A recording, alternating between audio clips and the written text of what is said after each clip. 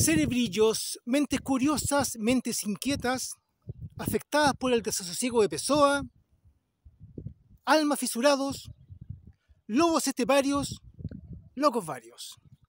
Bienvenidos a este canal, que no es un canal, es un libro digital, libro audiovisual, es un ensayo, una memoria, una publicación científica también, aunque parezca un poco extraño para ti, pero es una publicación científica. El tema de fondo es el origen de la vida. Y este libro lleva por título El origen químico de la moral, o el origen físico-químico de la vida.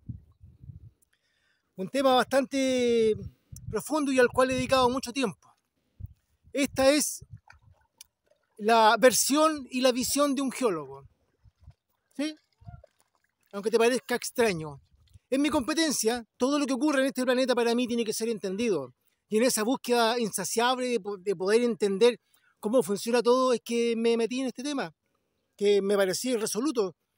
Y bueno, aquí está todo lo que he podido averiguar sobre el tema. Y me he ido en profundidades, por supuesto. Así que bueno, vamos con el tema.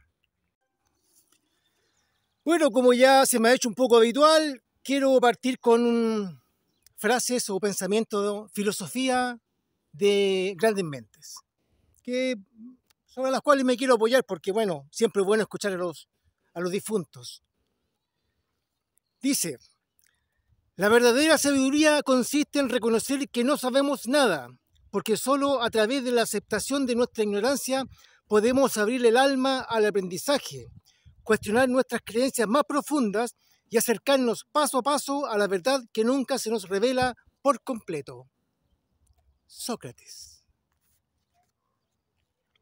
¿Y por qué elegí esta frase? Porque dice nuestras creencias más profundas. Es difícil atacar nuestras creencias más profundas y saber que nos equivocamos, que no era lo que nosotros pensábamos, que no era lo que nosotros creíamos. Nos duele. Pero él lo dice. Es que reconocer que no sabemos nada. Si tú no eres capaz de reconocer que te puedes equivocar, entonces ¿qué estás haciendo en ciencias? Y de eso se trata. De que vas a cometer errores, siempre. Te vas a equivocar una y otra vez. Pero como decía Stephen Hawking, hay que darle sentido a las cosas. Darle sentido a todo lo que ves. Y a veces el sentido que nosotros le damos está errado. Y una de esas creencias que teníamos arraigadas es, y se lo he escuchado a muchas personas que saben del tema, es que cuando dicen la vida es el momento en que la materia inerte cobra vida.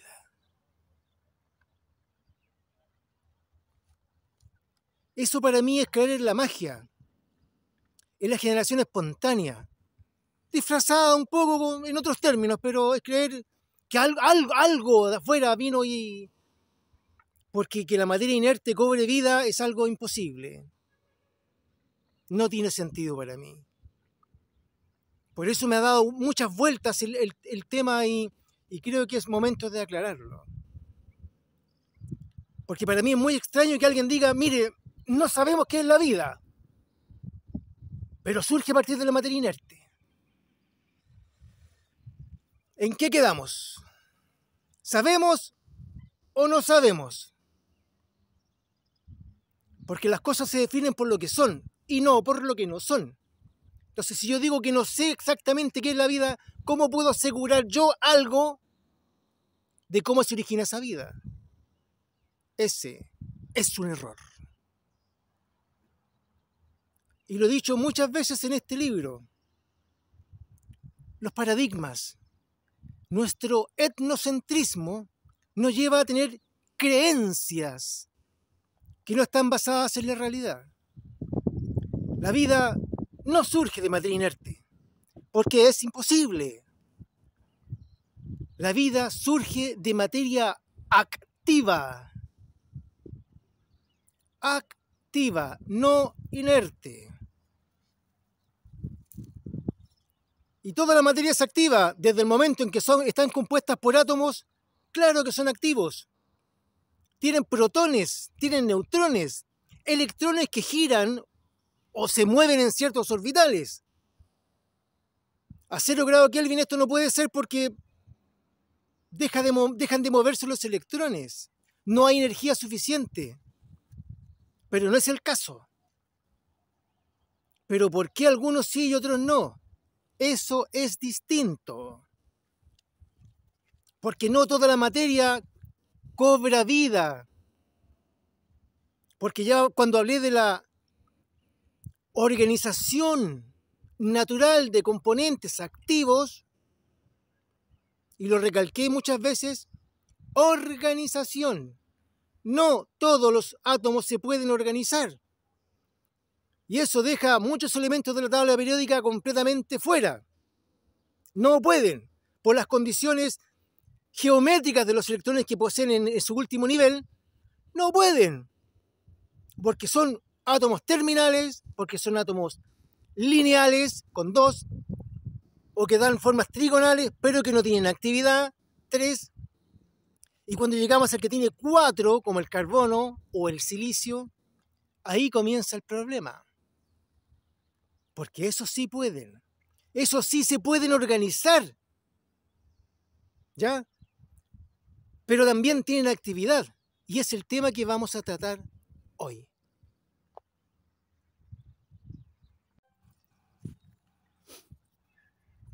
Todos aquellos átomos que tienen un electrón de valencia tienen actividad, porque tienen un electrón de valencia.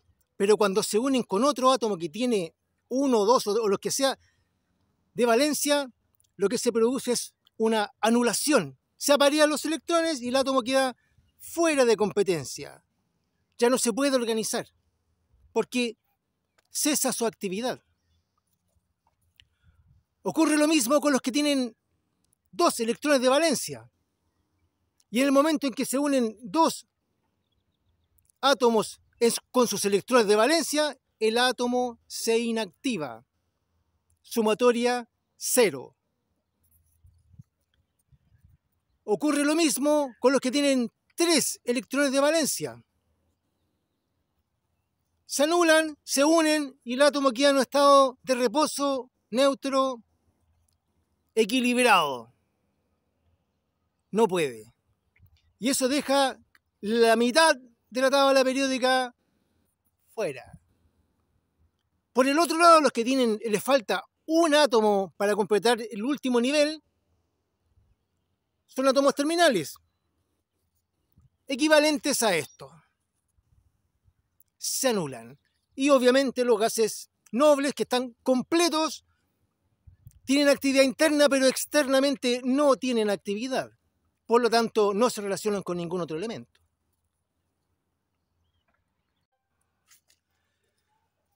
Es aquí entonces cuando llegamos al carbono, que tiene 4 electrones de valencia. Por lo tanto, la forma natural de organizarse, que es propicia para una organización y también para una estructura, pero a mí me interesa la organización,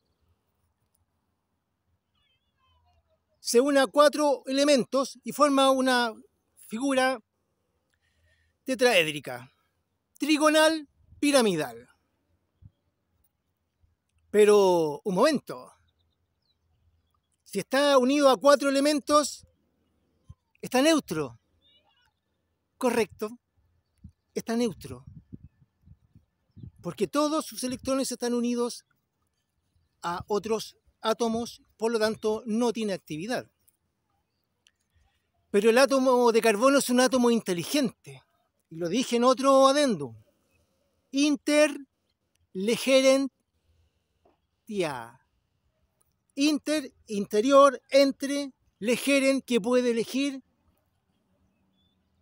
de ente o agente, y ia, la propiedad. La propiedad del agente de elegir desde adentro. Y el átomo de carbono puede elegir pasar de esta forma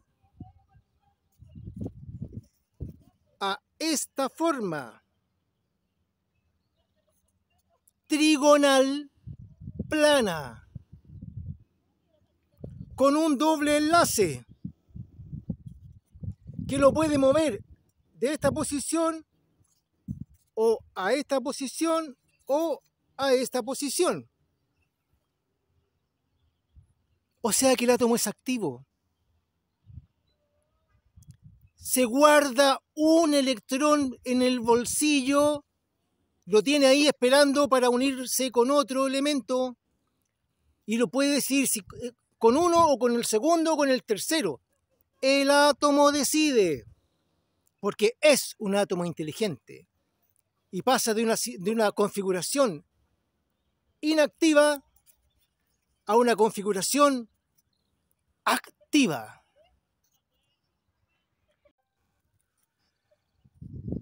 Pero el carbono en sí no da origen a la vida. Otra creencia que tenemos por ahí en que dicen que la química orgánica es la química del carbono. Y yo he dicho varias veces que eso no es así. Porque si fuera la química del carbono, entonces el grafito estaría vivo, porque tiene átomos de carbono y tiene un electrón que conmuta. No es suficiente. Pero hay otro elemento en juego que se llama nitrógeno o amoníaco, que tiene la misma configuración del carbono trigonal piramidal. Aquí está en estado de reposo. Tiene sus 3 hidrógenos en la parte inferior y acá tiene un par apareado, pero sigue siendo la misma forma, trigonal piramidal. Aquí diríamos que está inactivo, a menos que use este par, pero no lo usa. O en cierto momento sí lo usa y se transforma en amonio. Pero como este átomo de nitrógeno también es inteligente, también conmuta internamente. Tiene la capacidad de elegir su configuración o hibridación. Y pasa de trigonal, piramidal, a trigonal, plana.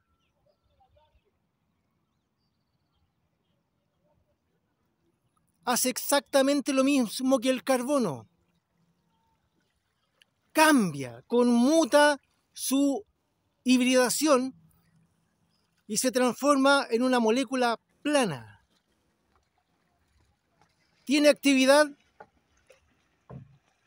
Si se lo piden, sí, porque este par de electrones que está acá, apareado, puede entrar en juego en cualquier momento. Y es lo que hace. Cede uno de sus electrones y establece un enlace pi con otro, pero se ioniza, pero juega, tiene actividad. No es un átomo inerte que no hace absolutamente nada.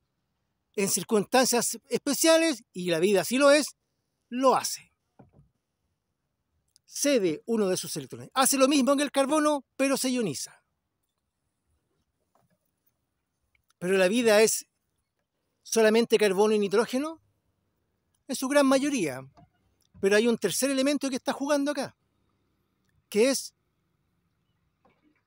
el oxígeno. El oxígeno que tiene otro enlace libre y dos pares que están apareados, que aquí no están, pero que figuran. Aquí estaría el electrón libre y el par estaría acá.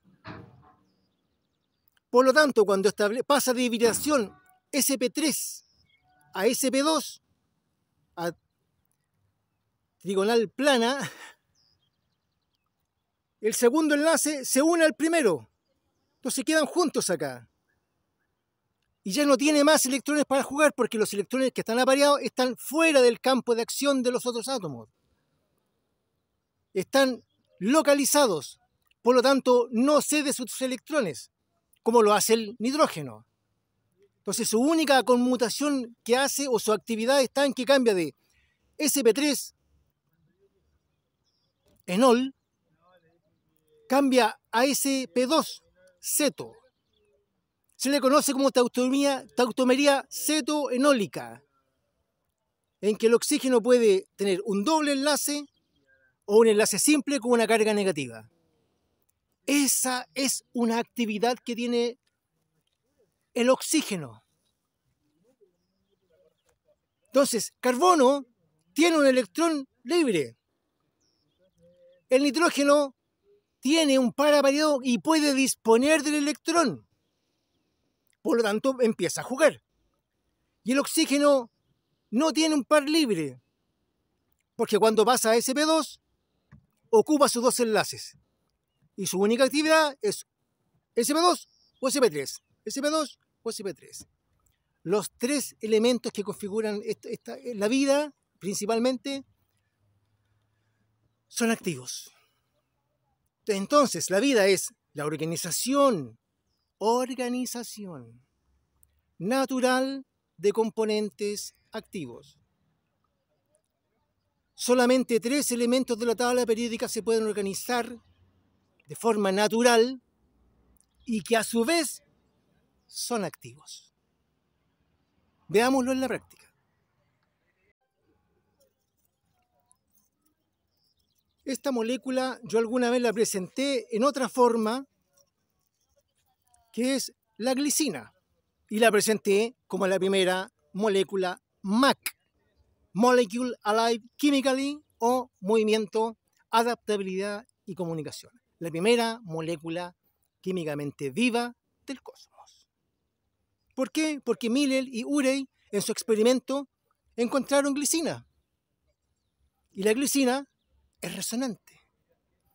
Y cuando la glicina, y de ahí vienen todos los glicinoides, todo eso que se conoce como aminoácidos, son glicinoides. Lo que cambia es el radical, pero la molécula principal es la molécula de glicina. Y la molécula de glicina tiene actividad electrónica.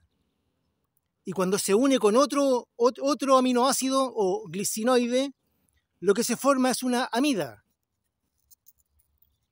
Entonces, originalmente, amonio, carbono alfa, que como pueden ver está unida al nitrógeno y por el otro lado está unida a otro carbono. Entonces tiene un enlace, dos enlaces, 3 y 4. Posición sp3. El siguiente carbono, que era el grupo carboxilo, aquí ya está reemplazado el grupo carboxilo. Este era un oxígeno. Y era resonancia entre oxígeno con oxígeno. Grupo carboxilo. Pero cuando uno de estos átomos de oxígeno se une, libera un OH, y el amino de la otra molécula libera un hidrógeno, se forma una molécula de agua y se une el carbono al nitrógeno. Y se forma una amida, oxígeno, carbono, nitrógeno.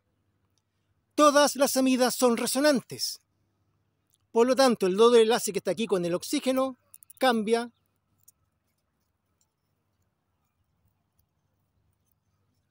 al nitrógeno. En esta posición, el oxígeno está ionizado, porque tiene una carga libre negativa, un electrón libre que no está pareado, por lo tanto tiene una carga negativa.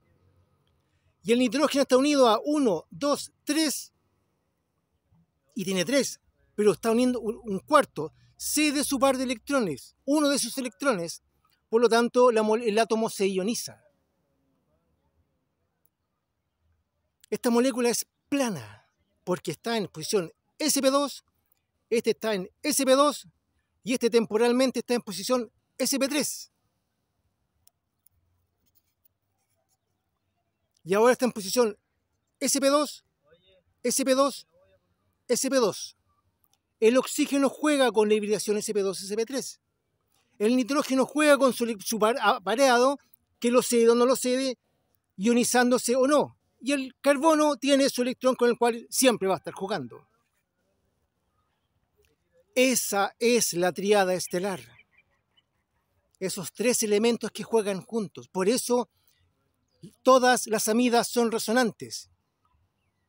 Si tú quieres entender qué es la vida, tienes que entender este juego de electrones.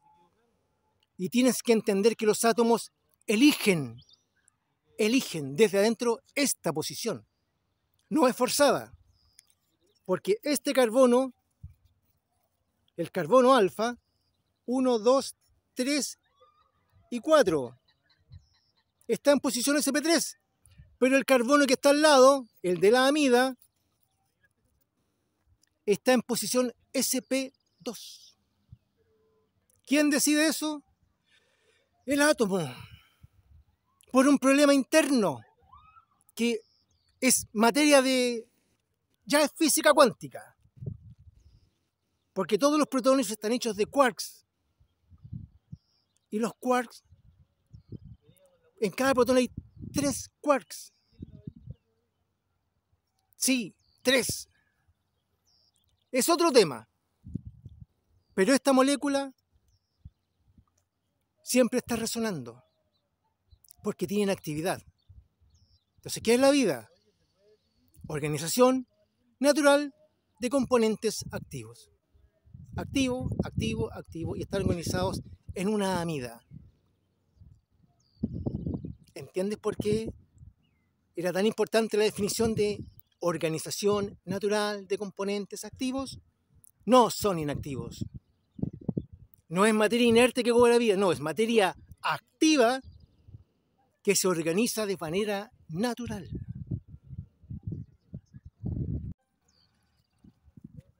Así como existen los glicinoides, que dan origen a los glicinosomas o proteínas, también están los aromatoides, que dan origen a los aromatosomas, entre otros ARN. Y en un capítulo anterior analicé, cuando hablaba de la inteligencia, el uracilo, que era una molécula inteligente, porque sus componentes eran átomos inteligentes. Carbono, carbono, carbono, nitrógeno, carbono, nitrógeno, oxígeno, oxígeno, enlace doble, enlace dobles.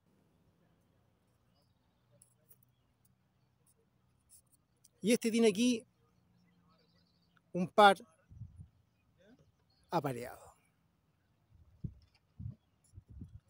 Carbono, oxígeno, carbono, nitrógeno, amida, resonante. Este pasa acá. Acá tenemos oxígeno, carbono, nitrógeno, resonante,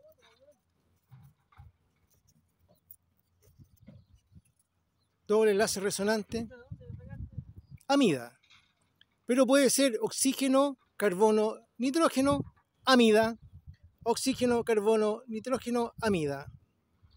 Entonces tengo una amida, 2 amidas, 3 amidas. Y este, a su vez, se puede unir a la ribosa o furanosa a través de una conexión con un carbono que está unido a su vez a un grupo ceto, un oxígeno. Forma otra amida.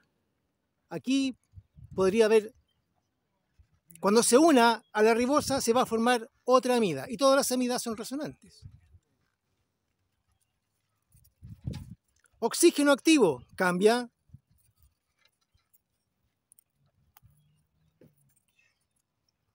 De ceto que estaba antes a enol, porque acá tiene una carga negativa. Y ahora este nitrógeno tiene una carga positiva. Pero se enlazan, se mueven, electrónicamente se mueve.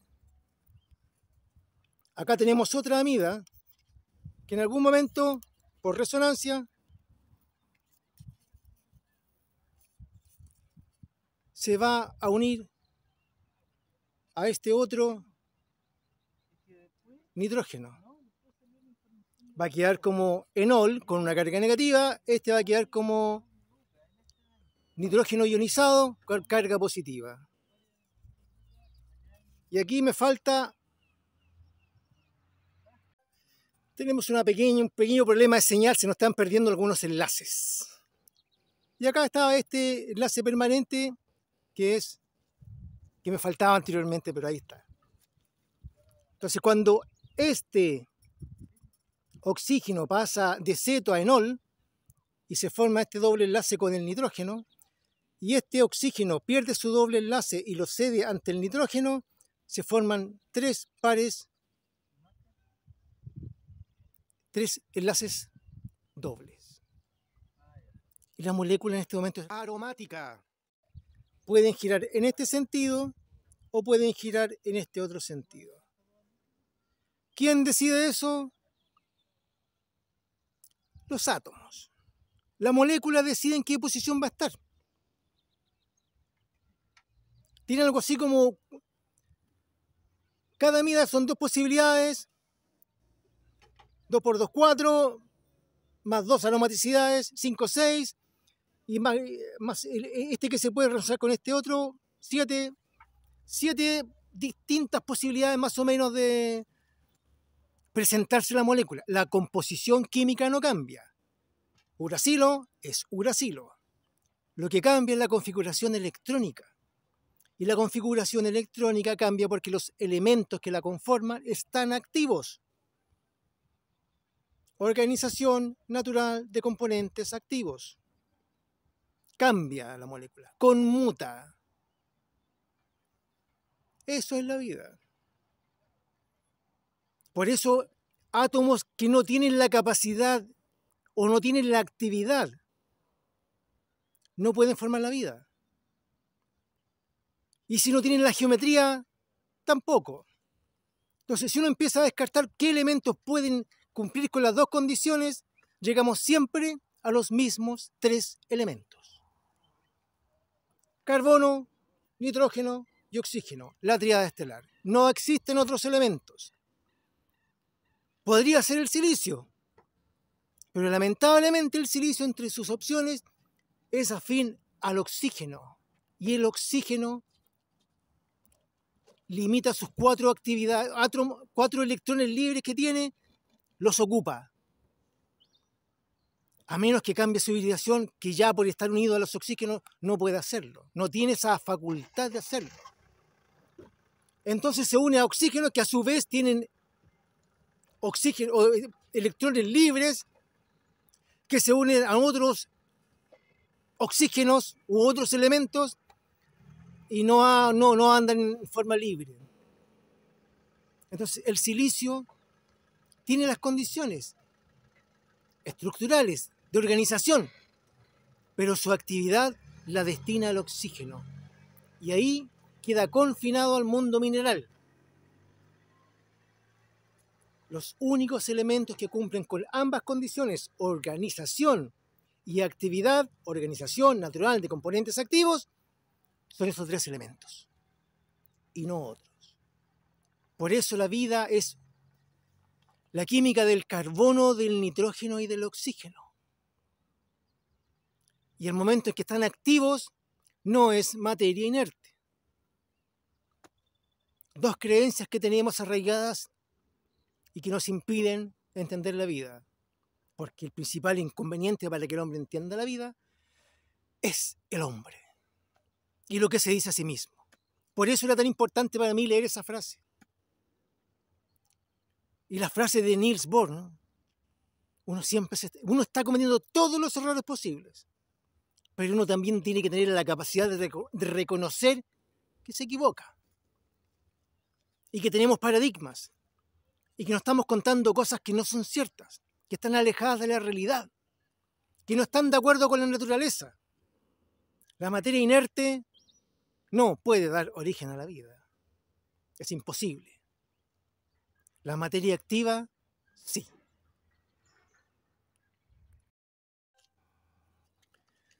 Bueno, reflexiones finales. porque creo que ya estoy llegando al final de este libro. O sea, de hecho el libro lo terminé el año pasado, el 2024.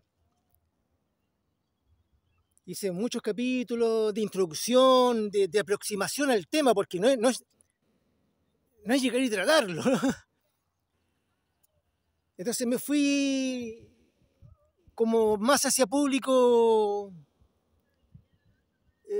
que no sea del mundo científico, ¿no? Que pueda entender y que te puedas aproximar al tema de la vida. Y termino el libro, ya, ok, entregué todo lo que yo entendía por vida, pero en el camino fueron apareciendo otras cosas, ¿no? Fueron apareciendo el que las proteínas caminan, el tema de las amidas. Yo no quería meterme en temas ya más de biología, ¿no? Pero fue muy interesante adentrarme ya en las moléculas. Y fui creando estos adendum, discutiendo sobre el tema más en profundidad y más en detalle. Y no está todo cerrado porque, claro, ahora aparece información sobre el CERN, creo que se llama, Centro Europeo de Investigación Nuclear, en que mencionan que los protones, ¿no?, están hechos de quarks, que los protones están hechos de quarks y cada protón tiene 3 quarks. Y menciona la palabra códigos. Códigos electromagnéticos. Hablan de códigos binarios, de sí o sí no. Mira tú. Y yo estaba hablando de eso. Entonces, para mí se cierra la puerta, porque yo ya entiendo que la vida es esta organización natural de componentes activos y que los átomos son inteligentes. Pero ¿y por qué son inteligentes? ¿Qué hay dentro de cada átomo que hace que tenga esta actividad?